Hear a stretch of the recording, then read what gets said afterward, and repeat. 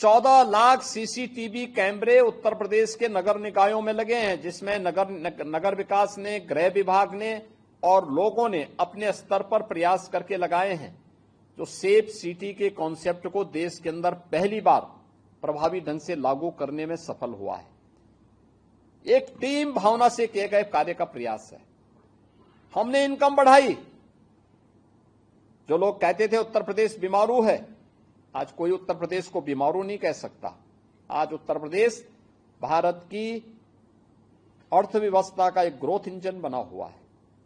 और इसीलिए जब प्रधानमंत्री जी ने देशवासियों से कहा था आजादी के अमृत महोत्सव वर्ष में कि हमें 2047 के लिए अपना एक विजन डॉक्यूमेंट तैयार करना चाहिए, 2047 कैसा होना चाहिए, तब प्रधानमंत्री जी ने कहा कि विकसित भारत होना चाहिए।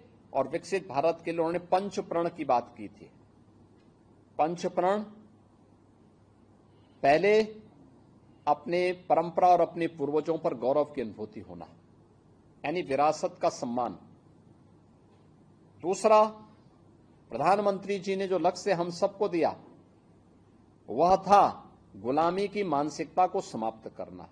यानी गुलामी की ये मानसिकता, अरे साहब नहीं हो पाएगा, हम नहीं कर पाएंगे, हम पिछड़े हैं, हम नहीं कर पाएंगे। नहीं, प्रधानमंत्री जी ने कहा आप कर सकते हैं। ये गुलामी की मानसिकता त्यागनी पड़ेगी। जो अपना है उस पर गौरव की अनुभूति करना, इस कार्य को लेकर के आगे बढ़ना।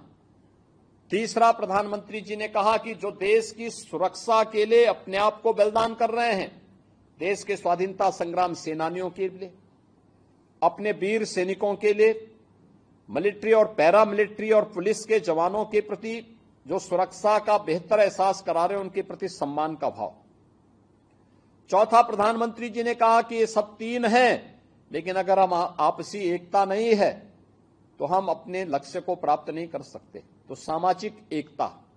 और पांचवा उन्होंने कहा था नागरिक कर्तव्य। हर व्यक्ति अपने अपने कर्तव्यों का ईमानदारी पूर्वक निर्वहन करने लग जाएगा तो विकसित भारत की संकल्पना को पूरा करने में कोई देर नहीं लगेगी।